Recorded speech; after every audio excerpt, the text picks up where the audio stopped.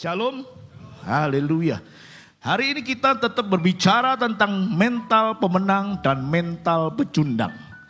Memang agak berat, tetapi kita akan belajar kebenaran ini bersama-sama. Boleh ditayangkan slide-nya?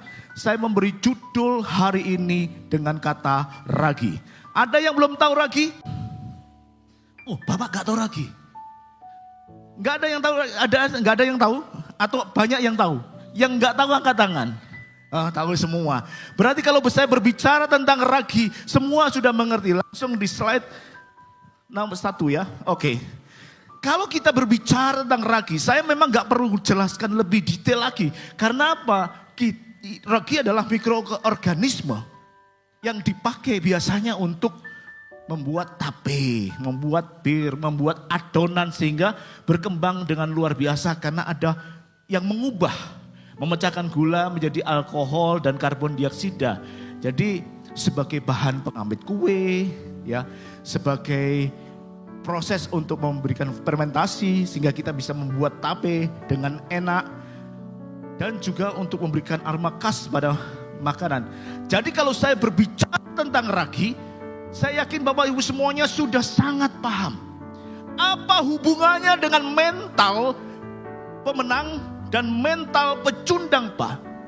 Kalau kita berbicara tentang ragi, sebenarnya kalau kita berbicara tentang mental pemenang dan mental pecundang, itu terletak kepada respon. Adanya perbedaan respon dalam pola pikir dan respon terhadap menghadapi tantangan atau rintangan. Orang yang dengan mental pemenang, pada saat dia menghadapi segala sesuatu, dia cenderung fokus kepada keberhasilan. Dia cenderung kepada menghadapi tantangan sehingga dia bisa tidak terpengaruh dengan kegagalan karena tujuannya adalah menang. Sebaliknya, respon pecundang dia lebih banyak untuk menahan diri. Dia lebih banyak untuk tidak mengikuti atau dia istilahnya mudah menyerah, mudah terpengaruh oleh keadaan. Hari ini saya tidak berbicara tentang mental pecundang. Karena mental pecundang gak usah belajar sudah bisa. Ora sasinau kabeiso. Tetapi yang perlu kita tekankan di sini adalah mental ragi, yaitu sebagai pemenang. Kenapa kok saya katakan mental sebagai pemenang, Pak? Kita tahu kalau berbicara tentang ragi, ya, meskipun sedikit next, itu bisa mempengaruhi semua adonan. Ragi bukan hal yang banyak kalau kita ngomong. Oh, tunggu dulu. Kita tidak berbicara banyak tentang ragi, tetapi sedikit sudah bisa mempengaruhi. Saya akan memberikan contoh di sini bagaimana mental pecundang dan mental pemenang.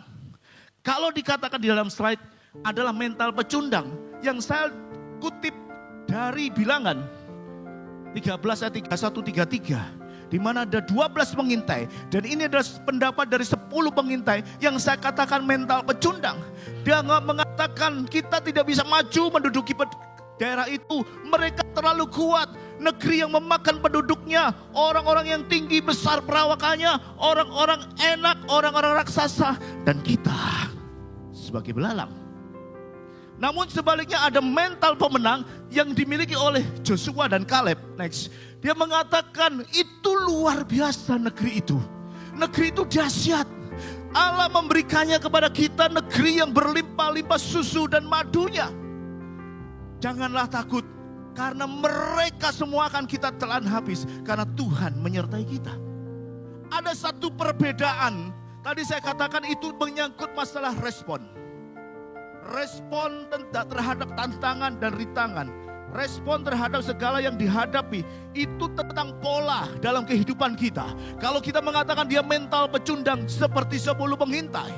Kalau dikatakan mental pemenang, dia seperti 2 pengintai. Saya gak katakan seperti ini. Tetapi mental ragi yang ingin kita bahas pada hari ini adalah ragi yang memang sebenarnya ragi. Yang saya buat sebagai analogi. Mohon maaf tadi tidak khotbah tentang ragi. Tetapi saya pakai ragi ini sebagai analogi. Bisa dipahami ya? Oke, ragi itu meskipun sedikit, tetapi dia sangat berpengaruh mempengaruhi seluruh adonan. Dikatakan di dalam Galatia 5 ayat 9 dikatakan begini, sedikit ragi sudah mengamirkan seluruh adonan. Jadi Alkitab pun menulis, hanya sedikit ragi, seluruh adonan itu terkhamiri. Jadi seperti ini ya. Kemudian ragi tidak betul-betul takut diperhadapkan kepada wadah yang besar, adonan yang besar, karena sedikit. Saya googling 14 gram untuk ragi kering atau 10-15 gram ragi segar cukup untuk menghamiri seluruh adonan. Yang suka buat kue tahu. Tetapi ini adalah bahasa dari Google ya. Sedikit ragi. Yang ketiga, ragi itu harus dicampur supaya merata agar dapat memberikan dampak yang maksimal. Mungkin bisa hanya atasnya, tetapi kalau seandainya dia bercampur merata, itu bisa maksimal semuanya. Dan kemudian supaya adonan kembang dia harus dipanaskan. Ada 4 hal ini yang saya kutip dalam ragi yang akan kita bahas pada pagi hari ini. Semoga waktunya cukup untuk kita bahas satu persatu, karena cukup banyak juga ya. Kita tahu bahwa ragi itu adalah satu mikroba. Tunggu dulu ya. Saccharomyces cerevisiae. Apa ngomongnya aku juga. Ini lagi ya untuk membuat roti. Sedangkan untuk membuat tape Rhizopus sp. Yang membentuk menguraikan padi, bukan kota padi, tepung padi untuk menjadi gula. Sehingga rasanya manis. Yang pertama kita akan bahas ragi itu sedikit tetapi sudah bisa menghamiri semua adonan. Ya, menghamiri semua adonan. Yang dimaksud ragi di sini adalah ragi yang tidak rusak. Kalau ragi rusak, itu tidak bisa menghamiri. Ragi bisa rusak. Ragi yang bisa menghamiri adonan adalah ragi yang aktif atau ragi yang tidak rusak, sehingga ragi itu bermanfaat. Apa hubungannya Pak? Di dalam kehidupan Kristenan saya kaitkan dengan restoration of self image, pemulihan gambar diri. Karena ragi yang telah rusak itu tidak bisa menghamiri adonan. Kehidupan kekristenan kita kalau rusak pun kita tidak bisa mempengaruhi masyarakat. Oleh sebab itu penting bagi kita untuk melakukan restorasi gambar diri kita. Ada pemulihan gambar diri. R yang pertama adalah pemulihan dalam gambar diri kita. Apa yang dipulihkan? Kita tahu ragi itu tahu jati dirinya. Ya, tahu jati dirinya bisa mempengaruhi adonan. Kita ini dilahirkan sebagai imamat yang raja, warga kerajaan Allah. Dan kita manusia sebelum kejatuhan dosa adalah bagian di dalamnya. Sebenarnya kalau ngomong kita punya warga kerajaan Allah, kita punya kuasa. Kita punya segala-galanya. Tetapi gambar diri ini sudah dirusakkan oleh iblis. Gambar diri ini sudah rusak sehingga kita tidak bisa mempengaruhi. Kalau seseorang tahu kalau gambar dirinya bagus, dia nggak akan pernah khawatir kalau diejek, dilecehkan. Karena dia tahu jati dirinya. Dia tahu potensi dirinya. Saya di kantor ada seorang anak buah namanya Satria. Bapaknya Portugis. Mamanya Kediri. Orangnya hitam banget, gendut. Kalau dipanggil namanya, tapi dipanggil Black. Kadang-kadang kalau jauh, Blacky. Saya kasihan. Tetapi dia yang tidak pernah marah. Dia selalu datang. Kenapa? Dia bagian umum, kerjaannya bersih-bersih. Kalau ada yang kotor dia suruh untuk timnya untuk menyapu, membuang hafalan dan seterusnya. Dan itu bagian yang kotor. Dan sesuai dengan bagiannya, penampilannya juga begitu. Ada celana yang trembel-trembelan. Motornya rusak, motor jelek gitu ya. Seringkali dilecehkan, seringkali dia dihina. Tetapi dia tidak pernah menter, hanya tersenyum saja. Suatu ketika motornya rusak. Dia datang bawa moge ke pabrik, motor gede. Orang mulai heran, loh kok bawa moge? Karena motornya enggak selesai, hari berikutnya dia bawa mobil besar, Fortuner. 2 hari kemudian bawa Innova. Ternyata dia orang kaya, dia punya showroom di Surabaya. Sehingga sampai saat ini dia masih dipanggil Blacky, tapi dia tidak terpengaruh. Kenapa? Dia tahu jati dirinya. Dia tidak mudah dilecehkan karena dia kaya. Dia memiliki. Walaupun orang melecehkan dia dengan celana yang trembelan, tidak terpengaruh. Sama halnya kalau sekarang ini seorang posisi pendidikan S3. Sudah doktor, kayak Pak Widodo. Kemudian datang anak kecil aja, wah om, dalam tanda kutip goblok gitu ya. Gak akan terpengaruh. Karena dia apa? Dia tahu jati dirinya. Dia tahu kompetensi dirinya. Oleh karena itu apapun perkataan orang, karena mentalnya sudah pemenang, nggak terpengaruh dengan keadaan. Seperti halnya ini, kita ini adalah orang-orang yang sudah menjadi pemenang. Kalau gambar diri dalam kehidupan kita rusak, maka kita akan minder. Tetapi sebenarnya bukan salah kita. Ada salah-salah orang lain. Karena gambar diri rusak bukan secara serta-merta hari ini rusak. Gambar diri yang rusak bisa terjadi karena kita pola asuh dalam keluarga yang salah. Karena pendidikan dalam keluarga yang salah. Dulu waktu saya masih kecil, kalau karena mungkin listrik gak ada ya, ojo metu surup-surup. Awas ya digondol. Apa? Gendruwo. Wewe. Ya kan? Jangan makan di depan pintu. Apalagi jangan keluar malam-malam, jangan makan brutu. Padahal brutu enak ya. Ada banyak pendidikan di dalam pola keluarga zaman saya dulu yang salah. Loh sekarang kan gak ada Pak seperti itu. Iya, memang sekarang gak ada. Tetapi karena kondisi dan situasi perkembangan zaman, ibu asuh anak-anak kita adalah HP. Sekali HP, beres. Jadi yang menjadi pola asuh anak-anak kita bukan lagi orang tua dengan segala metodenya yang konyol, tetapi HP. HP menjadi ibu asuh dan itu belum tentu benar. Harga dari diri seorang bisa rusak.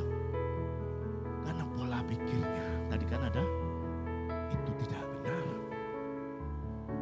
Menjadi koreksi bagian kita Bapak Ibu Saudara.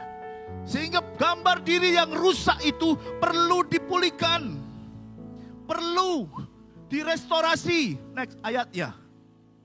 2 Korintus 5:17 dikatakan, jadi siapa yang ada di dalam Kristus ialah ciptaan baru, yang lama sudah berlalu dan sesungguhnya yang baru datang. Kolose 3:10 mengatakan kita telah mengenakan manusia baru.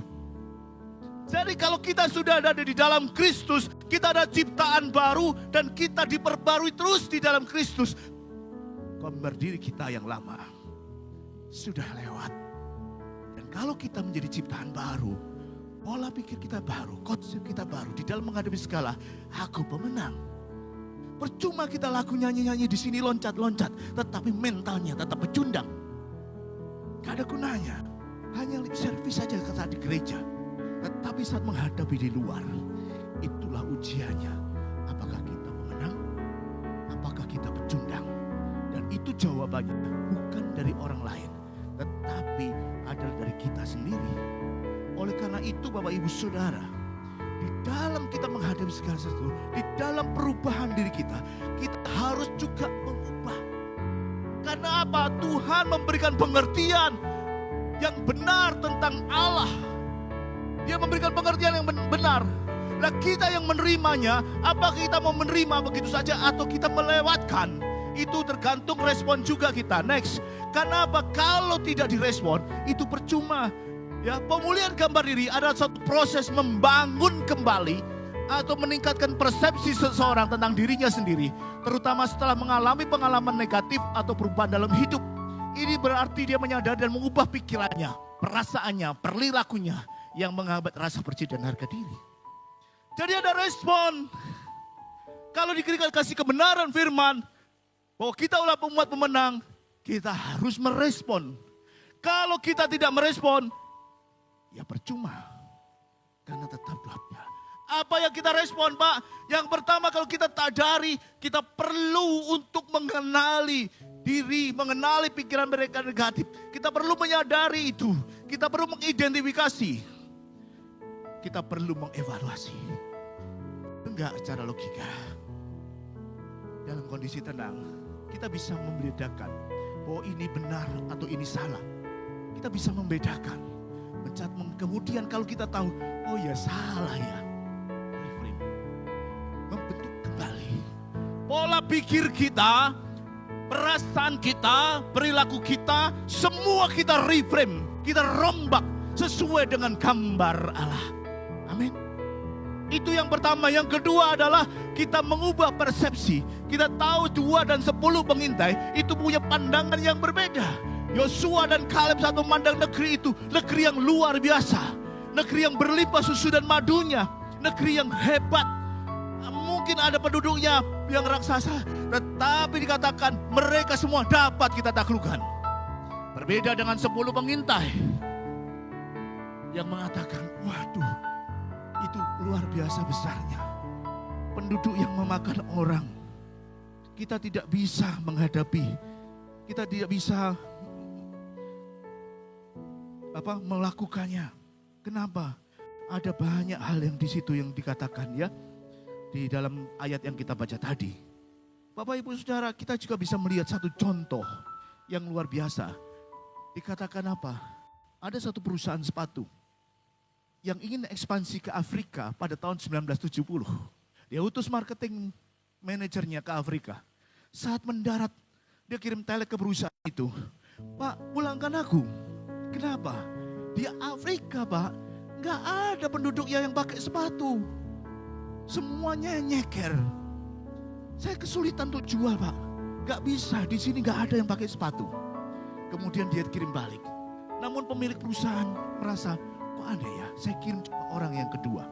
Orang yang kedua juga sama mendarat di Afrika dengan melihat keadaan yang sama, melihat kondisi yang sama. Dan dia mengatakan, dia kirim telek juga ke perusahaan. Pak, di sini perusahaan ini gak bisa mempunyai peluang yang sangat besar. Karena semua penduduknya tidak memakai sepatu. Jadi kita bisa melihat di sini, yang pertama no opportunity, yang kedua fantastic opportunity. Apakah yang dilihat berbeda? Apakah yang dilihat berbeda?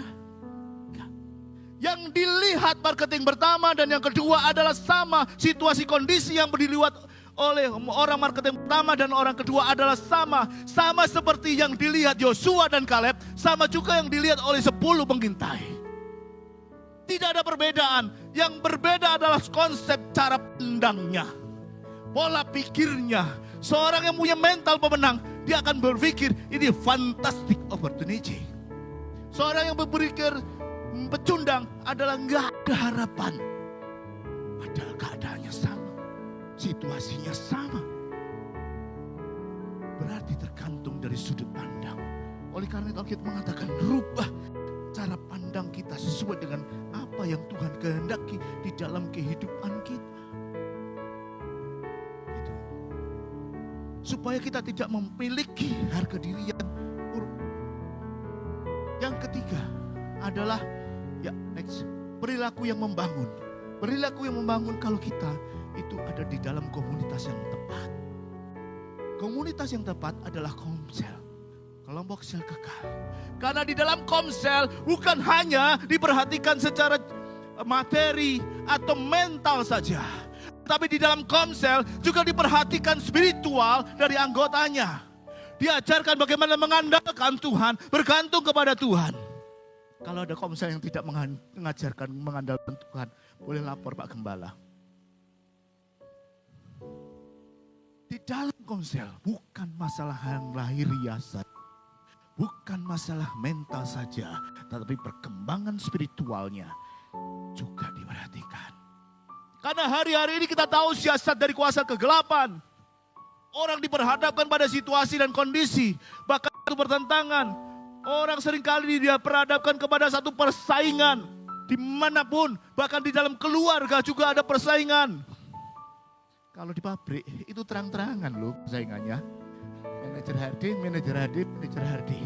Di antara kalian bertiga, yang terbaik menjadi dapat kasih sayang saya dan saya langsung angkat jadi GM. Serius, saya mengalami kondisi seperti itu. Ini memang sekedar wadah yang diperhadapkan iblis. Saya tidak mengatakan persaingan itu jelek. Tetapi kita sering kali diperhadapkan kepada persaingan. Mungkin di dalam pelayanan, mungkin dalam dunia pekerjaan, di dalam sekolah, dihadapkan pada persaingan. Itu perangkap yang harus kita waspadai. Karena pada saat diperhadapkan pada persaingan-persaingan, mereka yang kalah, langsung aku gak berguna. Ya, Aku goblok. Aku nggak bisa apa-apa. Itu yang kalah. Dan iblis racuni pikiran-pikiran itu dengan pikiran-pikiran yang seperti itu. Kita tidak sadar masuk di dalam perangkatnya.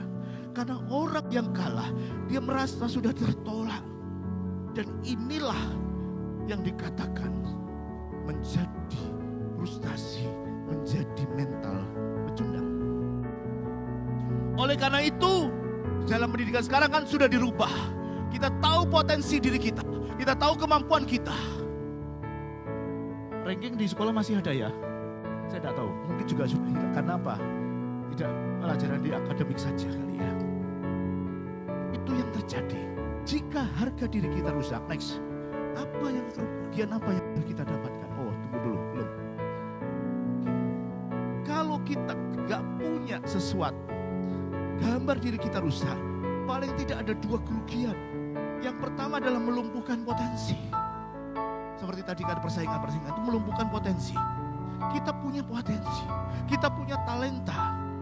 Tetapi seperti perumpamaan talenta, karena dia minder tidak bisa berbuat apa-apa, karena dia merasa takut gagal, karena dia merasa takut ditolak, maka dia tidak mau mengambil resiko, dia pendam talentanya. Pada saat dia memendam talentanya menjadi tidak berfungsi. Pada saat tidak berfungsi tidak bisa menjadi berkat. Karena apa? Dia merasa tidak bisa apa-apa. Bapak Ibu Saudara, kalau saya boleh katakan di sini, bahwa Allah tidak memilih superstar. Allah tidak memilih orang jagoan untuk menjadi alatnya. Enggak. Tetapi kita bisa melihat bahwa apapun yang Tuhan kerjakan dalam kehidupan kita, itu dari kita tidak bisa apa-apa. 1 Korintus 1, 26, 29. Apakah saya sudah cantumkan ayatnya? Coba. Oke, berarti nggak ada. Coba 1 Korintus 1, 26, 29. Nggak ada ya. Oke, nanti aja kalau begitu ya. Saya teruskan aja dulu supaya nanti kita bisa bacanya lebih enak. Jadi kondisi seperti itu, tadi seperti Afrika. Yang kedua adalah able to defeat big thing. Mampu mengalahkan hal-hal besar. Yang saya katakan tadi, ragi itu 10-15 gram, itu sedikit. Dibandingkan dengan adonan 1 kilogram. Berapa persen? 1% ya. Kalau kita anggap 10% lah, 10 gram lah. 10 gram untuk 1 kilo. Berarti kan 10 banding 1000. 1 banding 100. Berarti 1%, betul ya? Saya nggak salah ya. Oke, dikatakan ragi meskipun kecil, dia bisa menghadapi adonan yang besar. Dengan kondisi seperti ini. Bagaimana dengan kekristenan? Able to defeat big things. Kita mengaku mampu melakukan hal yang besar. Seperti yang dikatakan di dalam bilangan 14 ayat 69 tadi. Bahwa kita itu diberikan kuasa untuk mengalahkan musuh. Negeri yang diperlihatkan kepada kita itu luar biasa. Ayat ini saya ulang lagi. Kenapa? Ini penting supaya kita ketahui bahwa pandangan yang sama itu berbeda dalam pola pikir. Saya menyampaikan ini supaya kita punya pola pikir yang sama, punya cara yang pandang yang sama menurut kacamatanya Allah sendiri. Supaya harga diri kita, potensi dalam kehidupan kita itu tidak rusak. Karena kalau rusak akan mengalami kerugian. Next. Kerugiannya apa? Seorang yang mempunyai gambar diri buruk dan harga diri rendah akan mengalami dua kerugian. Yang pertama adalah melumpuhkan potensi. Mestinya dia bisa. Mestinya dia mampu. Mestinya dia punya talenta. Tetapi dia kubur. Orang yang tidak menggunakan talentanya adalah menghina Allah. Karena dia diberikan sesuatu, melecehkan Allah, tidak digunakan, dia kubur. Maka kenapa? Berakhir dengan hukuman. Dikatakan kepada hamba yang mengubur 1 talenta untuk binasa. Jadi kalau kita mengubur talenta kita, sama juga menghina Tuhan. Sama menghina Tuhan. Karena Tuhan tadi saya katakan tidak memilih superstar untuk menjadikan alat bagi Tuhan. Tuhan tidak memilih seorang jagoan, jawara untuk menjadi alat Tuhan. Dikatakan 1 Korintus 12:29. Ternyata saya sudah sebut ayatnya. Ingat saja saudara-saudara bagaimana keadaan kamu ketika kamu dipanggil. menurut ukuran manusia. Tidak banyak orang yang bijak, tidak banyak orang yang berpengaruh, tidak banyak orang yang terpandang. Tetapi apa yang bodoh bagi dunia, dipilih Allah. Sok pinter, gak dipilih. Sok suci, gak dipilih. Sok terpandang, gak dipilih. Tetapi dikatakan dengan merendahkan diri, kita tahu potensinya. Yang dipilih Allah, yang lemah bagi dunia. Yang dipilih Allah adalah yang tidak terpandang. Yang dipilih Allah adalah yang hina. Jadi kalau kita bagian dari situ, berbahagialah. Amin. Karena kita dipilih Allah. Tunjuk kanan kirimu, kamu dipilih Allah loh. Haleluya. Haleluya. Kita dipilih Allah. Tapi kalau kita merasa diri tinggi, jagoan, superstar, tidak dipilih Allah. Percayalah, karena firman Allah itu benar, gak akan mungkin bohong. Kalau kita tidak bisa apa-apa, itu dipilih Allah. Makanya kalau kita harga dirinya rusak, itu melumpuhkan potensi. Mr. Bean ini seorang pinter, kawan artisan, tapi dia bersikap bodoh. Ya, untuk dolar sih. Tapi kalau sejatinya dia orang pintar. Oke, yang kedua adalah melemahkan hubungan. Next, kenapa melemahkan hubungan? Ya, kita tahu betapa pentingnya gambar diri atau citra diri. Tanpa gambar diri yang sehat, relasi dengan orang yang tidak akan baik. Karena orang yang gambar dirinya buruk serta rendah diri cenderung menarik diri dari pergaulan. Dan jika gambar diri berubah, kita juga berubah. Saya terperangkap dengan istri saya dengan slogan fake it till you make it. Karena saya tidak mau dianggap bodoh, saya berpura-pura bisa, berpura-pura mampu, berpura-pura melakukan segala sesuatu dan saya menguasai semuanya. Padahal gak bisa apa. Sampai ketika saya bisa melakukannya. Banyak orang terjebak di fake it till you make it. Mungkin adalah orang lain tidak melihat. Tetapi kebohongan itu dari diri sendiri tidak bisa dibohongi. Bahwa kita sudah melakukan hal itu. Saya tertuduh balik. Fake it till you make it. Sawangannya orang melihat saya pinter. Karena saya juga gak mau dibuat bodoh. Atau dipandang rendah. Maka berpura-pura pintar sampai saya bisa menguasai. Tapi ada menguntungkan juga ya. Karena pada saat saya sidang-sidang pengupahan dan seterusnya. Berlagak pintar itu kadang-kadang ya menguntungkan. Tapi itu salah. Kalau kita sampai saat ini berpikiran seperti itu akan sangat berbahaya. Pada saat kita bukan benar-benar pintar, itu akan menarik diri dari pergaulan. Aku gak level sama Pak Hani. Aku gak level sama Pak David atau Pak Abraham. Dia akan menarik diri. Ya, menarik diri. Oleh karena itu kita perlu dekat dengan Tuhan. Ya. Kita perlu untuk memiliki hal yang benar. Efesus 4 ayat 15. Bentar. Kita bisa memahami bahwa satu talenta itu bisa menuju kesetiaan kita kepada Tuhan. Dan kita diberikan talenta. Untuk itu kita harus sangat hidup di dalam komunitas selalu supaya kita semakin dipertajam. Yang ketiga, grow up to impact. Waktunya jalan terus ya. Apa artinya? G, ragikan R-A-G-I. Grow up to impact. G, harus dicampur adonan supaya berdampak. Saya tidak tahu apakah dengan dicampur di atasnya saja sudah bisa menghamiri adonan atau tidak. Tetapi dalam logika saya, ragi meskipun kecil, adonan itu diaduk-aduk. Ya, dicampur jadi satu. Jadi kecil itu merata ke semuanya. Kita juga sama. Kita diterjunkan di dalam masyarakat yang berbeda. Kita diterjunkan oleh Tuhan di dalam lingkungan sosial yang berbeda. Dan lingkungan sosial itu bukan sepaham dengan kita. Dan kita dimasukkan ke sana supaya kita bisa menghamiri seluruh adonan. Kita ditempatkan di RT kita supaya kita bisa menjadi berkat bagi mereka. Supaya kita dilihat itu loh orang Kristen. Makanya katakan ini adalah bagian dari penginjilan. Bukan berkata-kata saja, tetapi juga memberikan satu tindakan yang benar. Supaya bisa berdampak bagi lingkungan. Oleh karena itu kita perlu ada satu pertumbuhan rohani dengan mengenal Allah sang pemilik. Efesus 4:15. Tetapi dengan teguh berpegang kepada kebenaran di dalam kasih kita, bertumbuh dalam segala hal ke arah Dia, Kristus yang adalah kepala. Grow up in all things unto Him. Slogan yang disampaikan oleh Founding Father kita sampai sekarang tidak berubah. Artinya apa? Kita harus terus bertumbuh di dalam pengenalan dan kebenaran. Karena orang yang bertumbuh adalah orang yang memiliki iman dan pengetahuan yang benar tentang Kristus.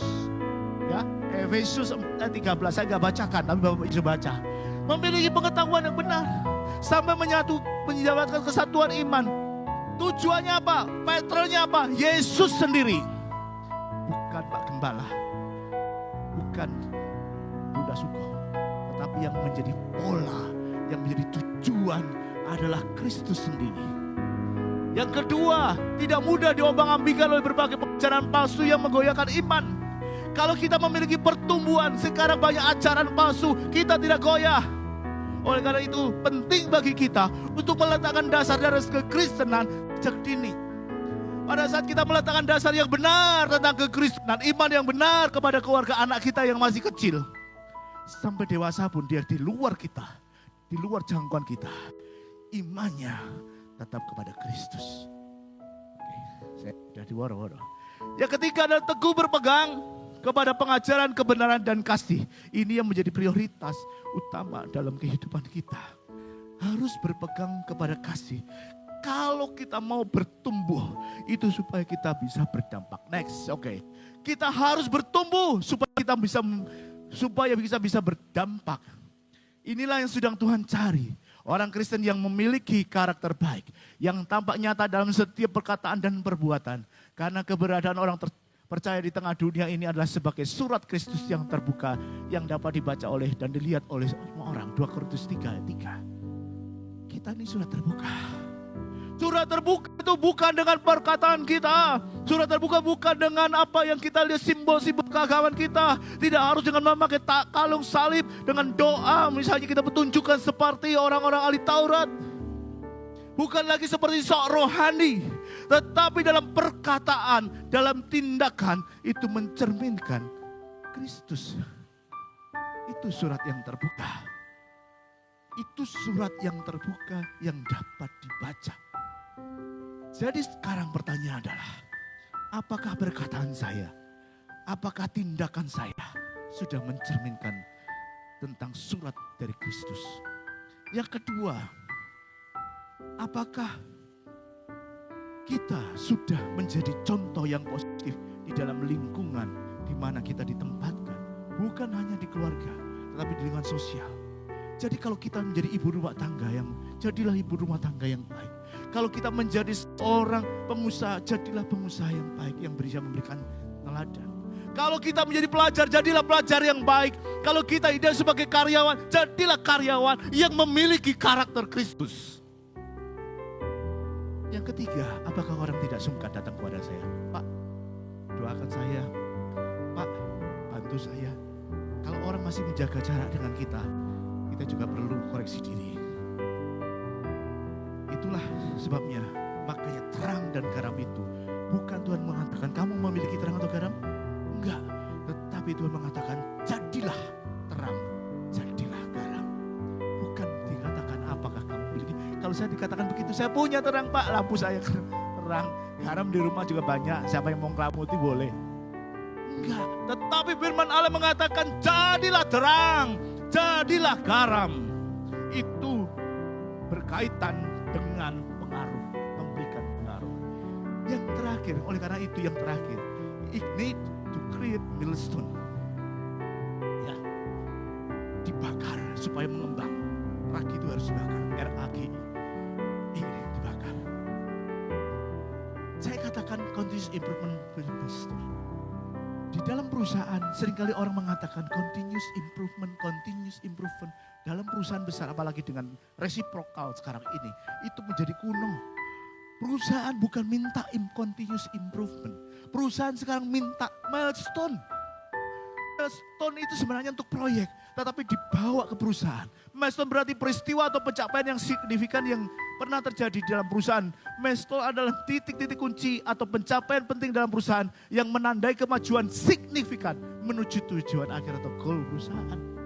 Sehingga di perusahaan tertentu ini adalah satu quote yang didengungkan kepada seluruh karyawannya, stafnya. Impossible we do, miracle we try. Saya sudah sharingkan ini.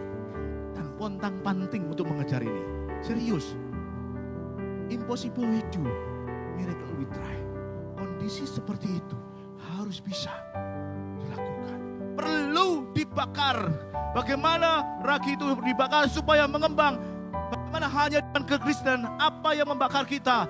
Roh Kudus yang membakar kita. Yang akan kita lakukan nanti gerakan doa puasa raya pada 30 sampai 8 Juni. 30 Mei sampai 8 Juni. Kita perlu dibakar oleh Roh Kudus. Bagaimana polanya Pak? Next. Pola bagi membakar Roh Kudus. Kenapa? Kalau saat kita bernafas, itu oksigen yang kita hirup.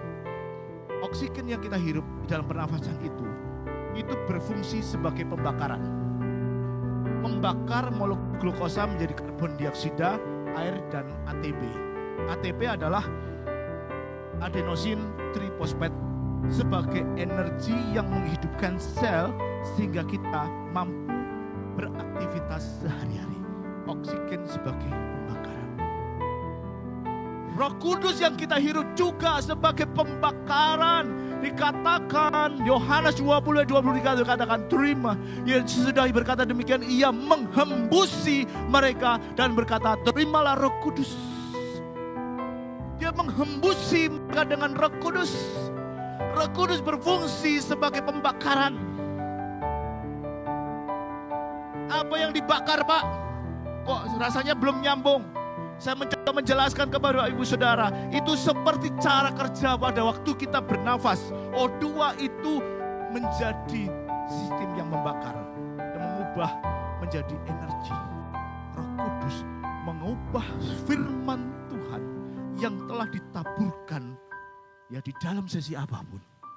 Itu menjadi energi dan kekuatan bagi umat Tuhan untuk bersaksi dan beraksi di dalam keseharian. Roh Kudus memampukan setiap firman itu, mengubahnya menjadi satu kekuatan untuk melakukan aksi di dalam diri sendiri, untuk menjadi pemenang, itu karena Roh Kudus. Dan bersaksi, karena apa? Roh Kudus itu dikatakan di sebelumnya, Yohanes 20:21, maka kata Yesus sekali lagi, damai sejahtera bagi kamu, sama seperti Bapa mengutus aku, demikian juga sekarang aku mengutus kamu. Menjadi saksi karena Roh Kudus yang membakar setiap firman itu menjadi kekuatan bagi kita beraksi dan bersaksi. Karena apa? Di Kisah Para Rasul 1 ayat 8 dikatakan, tetapi kau akan menerima Roh Kudus. Kalau Roh Kudus turun ke atas kamu, kamu akan menjadi saksiku. Ada kuasa, ada power, itu yang diubah Roh Kudus. Firman itu diubah Roh Kudus menjadi satu kekuatan sehingga kita mempunyai keberanian untuk bersaksi. Amin. Bisa jelas sampai di sini? Saya berapi-api kalau nggak jelas percuma dong. Ya, supaya Bapak bisa mengerti, Bapak Ibu semua bisa mengerti kondisi seperti ini. Ya. Next. Oleh karena itu penting bagi kita, orang-orang yang dipenuhi Roh Kudus selalu giat untuk supply firman Tuhan yang menjadi bahan untuk pembakaran. Firman Tuhan tanpa aksi menjadi timbunan yang tidak berguna. Beraksi tanpa firman Tuhan hanya membuat manusia mengalami kekosongan. Maka terimalah Roh Kudus dan rapatlah ia agar terus berkobar setiap hari. Hendaknya Roh Kudus semakin nyata dalam kehidupan kita. Gak cuma sekedar. Orang mengatakan kalau diterima Roh Kudus, wah akan heboh, akan luar biasa. Kalau diterima Roh Kudus bahasa rohnya gak putus-putus. Kalau terima Roh Kudus dia akan tertawa tanpa henti, holy laughter.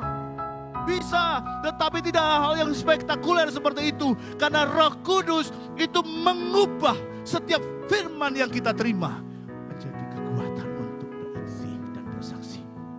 Itu bermanfaat bagi kita dan bagi orang lain. Makanya jangan waduh Pak, bahasa rohnya jangan terpengaruh.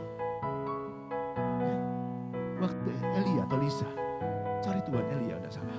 Dikatakan ada guru. Dia tanya, ada Tuhan di situ? Gak ada. Ada gempa bumi? Gak ada. Ada api yang membakar semuanya? Dikatakan, apa ada Tuhan? Gak ada. Di mana Tuhan ada? Pada saat Amos boy. Di situ Tuhan ada. Oleh karena itu jangan terpengaruh orang yang bahasa roh luar biasa. Karena saat saudara mengenal bahwa Roh Kudus sudah mengubahkan setiap firman itu dapat kita lakukan dalam hidup kita. Itu sudah luar biasa. Kita bisa menunjukkan di dalam kehidupan dan keseharian kita. Bukan sekedar hal yang bombastis. Saya undang worship leader, tim singer masuk ke depan. Ayat slide yang terakhir sebagai kesimpulannya. Boleh nyanyikan satu pujian. Adalah ragi yang kita bahas tadi. Mental pemenang dalam hati. Itu yang pertama ragi, restoration of self image. Ragi mengetahui jati dirinya. Kalau jati dirinya rusak nggak bisa dipakai. Oleh karena itu perlu diubah. Perlu diperbarui gambar diri kita oleh Allah sendiri. Yang kedua, able to defect big things. Ragi gak pernah takut dengan adonan besar. Dia sedikit ragi, Galatia 5:9 tadi katakan, sedikit ragi bisa menghamiri semua adonan. Dia gak takut, peradakan besar, 1% bisa menghamiri semua. Dan itu luar biasa. Siapa ragi? Kita, Bapak, Ibu, dan Saudara dan saya. Yang kedua, grow up to impact. Kita harus selalu bertumbuh ke arah Kristus yang adalah kepala. Supaya kita bisa mengetahui dengan benar tentang Sang Khalik. Pada saat kita memahami Sang Khalik, Dia memahami diri kita, maka kita bisa mempengaruhi dan diterjun di tengah-tengah masyarakat luas. Kita bisa menghampiri mereka, kita bisa mempengaruhi mereka. Apa yang kita katakan, kita perbuat dilihat oleh orang. Tetapi sebaliknya kalau kita katakan yang kita perbuat salah, juga dilihat orang. Oh, Kristen kok gitu. Yang ketiga adalah ignite to create milestone. Ragi harus dibakar agar semua adonan dapat mengembang. Harus dibakar, memang sakit dibakar. Tetapi kalau tanpa dibakar, dia stuck. Dia bisa mengembang dengan luar biasa. Jadikan alat bagi Allah, supaya dia bakar. Terimalah Roh Kudus. Terimalah Roh Kudus. Terimalah Roh Kudus. Jangan lupa, gerakan doa puasa raya 10 hari. Jangan pernah ada yang melewatkan. Datang terus, supaya kita diperbarui. Ya, bukan dicurahkannya.